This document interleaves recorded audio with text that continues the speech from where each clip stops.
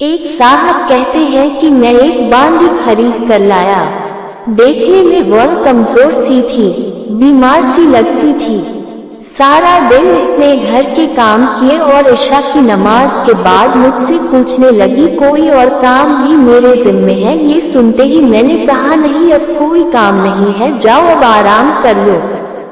اس نے وضو کیا اور مصلے پر آ گئی اور مصلے پر آ کر وہ نفلیں پڑھنے لگی۔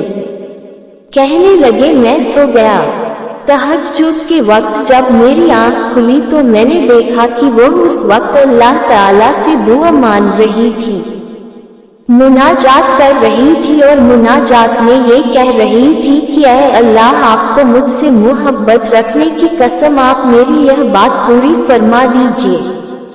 کہتے ہیں کہ جب میں نے یہ سنا کہ اے اللہ، آپ کو مجھ سے محبت رکھنے کی قسم، تو میں نے اس کو ٹوکا اور کہا اے لڑکی، نہ کہہ کہ اے اللہ، آپ کو جو مجھ سے محبت ہے اس محبت رکھنے کی قسم، بلکہ یوں کہہ کہ اے اللہ، مجھے آپ سے محبت رکھنے کی قسم۔ فرماتے ہیں کہ جب اس نے یہ سنا تو ناراض ہونے لگ گئی، بگڑ گئی اور کہنے لگی میرے مالک، بات یہ ہے کہ اگر اللہ رب العزت کو مجھ سے محبت نہ ہوتی تو یوں وہ مجھ کو مصلے پر نہ بٹھاتا اور آپ کو ساری رات میٹھی نیند نہ سلاتا۔ آپ کو جو میٹھی نیند سلا دیا اور مجھے مصلے پر بٹھا کر جگا دیا، میرے ساتھ کوئی تعلق تو ہے کہ مجھے جگایا ہوا ہے۔